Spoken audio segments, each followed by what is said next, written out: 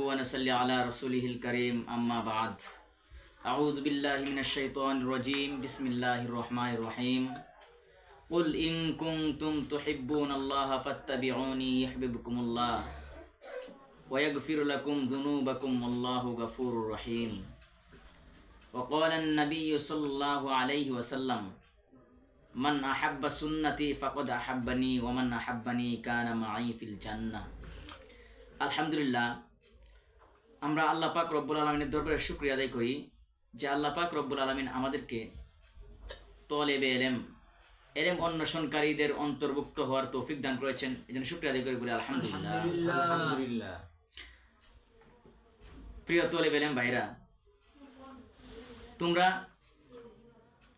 এলেম তলব করার জন্য আসতে পেরেছ, এটা আল্লাহ পাক রব্বুল আলামিনের পক্ষ থেকে অনেক বড় নিয়ামত। কারণ এর মাধ্যমেই আল্লাহ পাক রব্বুল আলামিন মানুষ আল্লাহ পাক রব্বুল আলামিনকে চিনতে পারে, নবী কারীম সাল্লাল্লাহু আলাইহি ওয়াসাল্লামকে চিনতে পারে, দিন চিনতে পারে, ইসলাম ধর্ম অন্যান্য ধর্ম থেকে ইসলাম ধর্মকে পার্থক্য করতে পারে, ইসলাম প্রিয় মানুষদেরকে ভালোবাসতে পারে। তারা এই সবগুলো শিখতে পারে শুধু এলেম দ্বারাই। এলেম ছাড়া এগুলো করার বিকল্প কিনে রাস্তা নাই। এই রাস্তায় আল্লাহ পাক রব্বুল আলামিন তোমাদেরকে নিয়ে এসেছেন। এটা আল্লাহ পাক রব্বুল আলামিনের অশেষ দয়া এবং মেহেরবান ছাড়া আর কিছু নেই। আমাদেরকে আল্লাহ পাক এলেম শিখার জন্য নিয়ে এসেছেন। এই এলেম দিয়ে আমরা আল্লাহ পাক রব্বুল আলামিনকে ভালোবাসতে শিখব, রাসূল কারীম সাল্লাল্লাহু আলাইহি ওয়াসাল্লামকে ভালোবাসতে শিখব। কারণ আমাদের জান্নাতে যাওয়ার জন্যে আল্লাহ পাক রব্বুল আলামিন এবং তার রসুলকে সন্তুষ্ট করার জন্য আমাদের এক নম্বর শর্ত হলো তাদেরকে কি করা? ভালোবাসা। আর আল্লাহ পাক রব্বুল আলামিনকে ভালোবাসার এক নম্বর শর্তই হলো নবী কারীম সাল্লাল্লাহু আলাইহি ওয়াসাল্লামকে ভালোবাসা। কাকে ভালোবাসা? নবী কারীম সাল্লাল্লাহু আলাইহি ওয়াসাল্লামকে ভালোবাসা। কারণ আল্লাহ তাআলা জানেন আমি বান্দাদেরকে দুনিয়ার মধ্যে সৃষ্টি করার পরে বান্দারা চাইবে আমাকে ভালোবাসতে।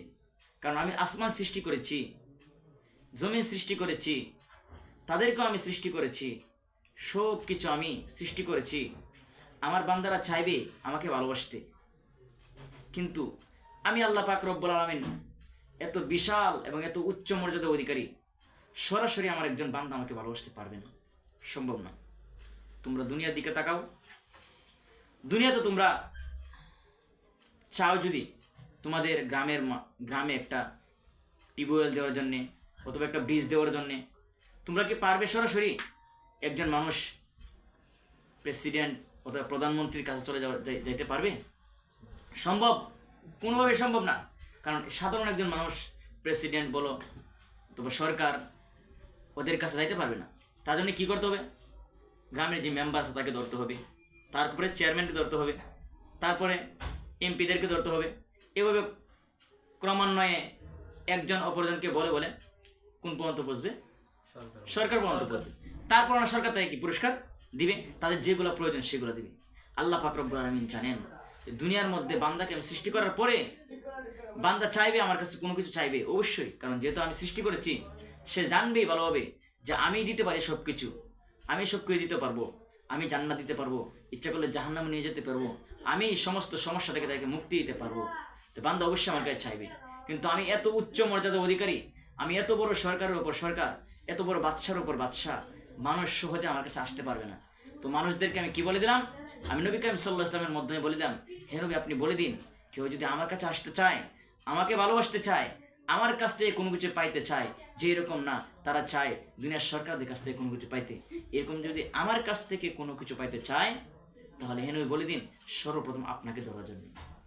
দুনিয়ার ছোট ছোট বাদশাহের দরবারে আসার জন্য যদি চেয়ারম্যান ধরতে হয়, এমপি ধরতে হয়, মেম্বার ধরতে হয়, একজন দুনিয়ার ছোট বাদশার কাছে আসার জন্য যদি এত কিছু ধরতে হয়, তাহলে বলো আমি বাদশার বাদশা, আমি এত বড়, আমার কাছে আসার জন্য কি কোনো কিছু ধরতে হবে না? হে নবী আপনি বলে দিন আমার কাছে আসার জন্য তারা যেন একটা জিনিস ধরে, সেটা কি? তোমার ভালোবাসাকে তারা আঁকড়ে ধরে, তোমার ভালোবাসাকে আঁকড়ে ধরে। আল্লাহ পাক রব্বুল আলামিন বললেন যদি ভালোবাসাকে আঁকড়ে ধরে আমি কি করব? আল্লাহ পাক রব্বুল আলামিন কোরআনের মধ্যে বলেন কুল ইন কুনতুম তুহিব্বুনাল্লাহ ফাত্তাবিউনি। হে নবী আপনি বলে দিন ইন কুনতুম তুহিব্বুনাল্লাহ, যদি তোমরা চাও আল্লাহ পাক রব্বুল আলামিনকে ভালোবাসতে, চাও তার কাছ থেকে কোনো কিছু আনতে, ফাত্তাবিউনি আমার ইত্তেবা করো, আমাকে অনুসরণ করো, ইউহিব্বুকুমুল্লাহ, তাহলে কি হবে? আল্লাহ তাআলা তোমাদেরকে ভালোবাসবে। ওয়াগফির লাকুম দুনুবাকুম, এবং সাথে সাথে আরেকটা পুরস্কার দিবে, তোমাদের গুনাহগুলো আল্লাহ তাআলা কি করে দিবে, মাফ করে দিবে। কারণ কি, আল্লাহু গাফুরুর রহিম, তিনি কি গফুর রহিম, দয়াবান এবং ক্ষমাশীল, দয়াবান এবং কি ক্ষমাশীল। সারা জীবন গুনাহ করেছো, গুনাহ করতে করতে শেষ, গুনাহ করতে করতে শেষ, এমন ভাবে গুনাহ করেছো যে গুনার তোমার ভিতরে শুধু গুনাহ দিয়ে তোমার শরীরটা তৈরি হয়ে গেছে, এরকম ভাবে গুনাহ করেছো। আল্লাহ তাআলা বলতেছেন যতই গুনাহ করো না করো, ইন্নাল্লাহা গাফুর রহিম, আমি তোমাকে মাফ করে দেবো। তবে কাজ একটাই, সেটা কি, আমার কাছে আসতে হলে আমার রাসূল সাল্লাল্লাহু আলাইহি ওয়াসাল্লামকে ধরো। সেই জন্য ভাইরা, যেহেতু আল্লাহকে ভালোবাসতে হবে, নবী করিম সাল্লাল্লাহু আলাইহি ওয়াসাল্লামকে ভালোবাসতে হবে, আর এই ভালোবাসা শিখা যায় কিসের মাধ্যমে, এলেমের মাধ্যমে। সুতরাং আল্লাহ পাক রব্বুল আলামিন আমাদেরকে এলেম শিখতে নিয়ে এসেছেন, আমরা সহজেই নবী করিম সাল্লাল্লাহু আলাইহি ওয়াসাল্লামকে ভালোবাসতে পারবো। আর নবী করিম সাল্লাল্লাহু আলাইহি ওয়াসাল্লামকে ভালোবাসলে সহজে আল্লাহ পাক রব্বুল আলামিনের কাছে যাইতে পারবো, তাকে চিনতে পারবো। সুতরাং আল্লাহ পাক রব্বুল আলামিন আমাদেরকে এমন রাস্তায় নিয়ে এসেছেন, আল্লাহ পাক রব্বুল আলামিনের নিকট শুকরিয়া আদায় করতে হবে, অবশ্যই করতে হবে। তার নিকট সব সময় শুকরিয়া আদায় করতে হবে। তাহলে তোমাদের সবচেয়ে বড় শুকরিয়া কোনটা? তোমাদের সবচেয়ে বড় শুকরিয়া হচ্ছে মানুষ যেই বিভাগে আছে সেই বিভাগের কাজ পরিপূর্ণভাবে পরিচালনা করা, সেটাই হচ্ছে সবচেয়ে বড় শুকরিয়া। সুতরাং তুমি আছো এলেম তলবের বিভাগে, এলেম তলবের কারখানায় তুমি আসো, সেই জায়গার মধ্যে পরিপূর্ণভাবে এলেম যদি তলব করো, এলেমের যত মর্যাদা তাকে সেই মর্যাদা দাও, এলেমের যে হক সেই হক আদায় করো, এটাই হবে তোমার জীবনে এলেম শিকার মধ্যে সবচেয়ে বড় আল্লাহ তাআলার শুকরিয়া। আর এই শুকরিয়ার মাধ্যমে নবী করিম সাল্লাল্লাহু আলাইহি ওয়াসাল্লামকে চিনতে পারবা, তাকে ভালোবাসতে পারবা, আর তাকে ভালোবাসতে আল্লাহ পাক রব্বুল আলামিনকে কি করতে পারবা, ভালোবাসতে পারবা। সেই জন্য তোমাদের এলেম শিকার একমাত্র উদ্দেশ্য হবে যাতে আল্লাহ পাক রব্বুল আলামিনকে ভালোবাসতে পারি, নবী করিম সাল্লাল্লাহু আলাইহি ওয়াসাল্লামকে ভালোবাসতে পারি, সেই ভালোবাসার পদ্ধতি আমি শিখতে পারি। সেই জন্য আমরা এই পদ্ধতি শিখে আল্লাহ এবং আল্লাহ রাসূলকে ভালোবাসতে পারি, সেই নিয়তে আমাদের কি করে থাকতে হবে। সেই জন্যে আল্লাহ পাক রব্বুল আলামিন আমাদেরকে নিয়ে এসেছেন, অনেক শুকরিয়া। এখন আমাদের মুখে শুকরিয়া শুধু শেষ করলে হবে না, এখানে ক্ষান্ত করে দিলে হবে না, কাজে করবো আমাদের শুকরিয়া কি দেখাতে হবে, করতে হবে। কাজে করবো আমাদের শুকরিয়া কি করতে হবে, কারণ মুখের পরে হাত চালাতে হবে। কি চালাতে হবে? মুখের পরে হাত, মুখের পরে হাত, অথবা অন্য অন্য অঙ্গগুলো চালাতে হবে। একজন ব্যক্তি শুধু বলে যে আমি ঘর বানাবো, কি বানাবো, ঘর বানাবো, শুধু বললো আমি ঘর বানাবো, আমি 5 তলা একটা ভবন বানাবো, মুখের এটা মুখে বললো, এটা কি শেষ হয়ে গেল? না, হ্যাঁ মুখের দরকার, কারণ মুখে যখন বলবে তখন না তার কাজ করতে সে মনোযোগ দিবে, মুখে যখন বলবে তখন না তার পরিবারের মানুষগুলা এটা করার জন্য সাহায্য করবে, মুখে যখন বলবে তখন তার আত্মীয় স্বজন এটা করার জন্য তাই কি করবে, সাহায্য করবে। কিন্তু মুখে বলার পরে তারপরে কি করতে হবে, সে কাজে কর্মে টাকা পয়সা কামাই করে এনে সব কিছু ব্যবস্থা করে দেখাতে হবে যে বিল্ডিং এভাবে তুলতে হবে, মানুষদেরকে আনতে হবে। তাহলে কি দুনিয়ার সব কিছুর মধ্যে প্রথম মুখ দিয়ে বলতে হয়, তারপরে নিজে চেষ্টা করতে হয়। দুনিয়ার সাধারণ জিনিসগুলা অর্জন করার জন্য যদি প্রথম মুখ দিয়ে বলতে হয়, তারপরে কাজ করতে হয়, তাহলে আল্লাহ পাক রব্বুল আলামিনের শুকরিয়া আদায় করার জন্য প্রথম মুখে বলার সাথে সাথে তোমার শরীর দিয়ে কি, তোমার জীবন দিয়ে কি কিছু কাজ করতে হবে না? অবশ্যই করতে হবে। সাধারণ জিনিসের মধ্যে দিয়ে কথা বলার পরে কাজ করতে হয়।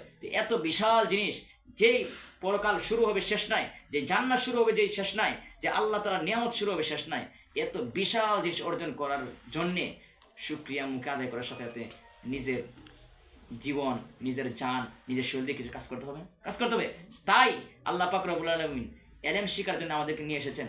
আলহামদুলিল্লাহ, শুকরিয়া আদায় করতেছি। তার সাথে সাথে আমরা চেষ্টা করে, মেহনত করে, নিজের শক্তিকে কাজে লাগিয়ে পরিপূর্ণ শুকরিয়া আদায় করার চেষ্টা করব। আল্লাহ পাক রব্বুল আলামিন আমাদেরকে আমল করার তৌফিক দান করুক। আমিন। ওয়া আখিরু দাওয়ানা আলহামদুলিল্লাহি রাব্বিল আলামিন।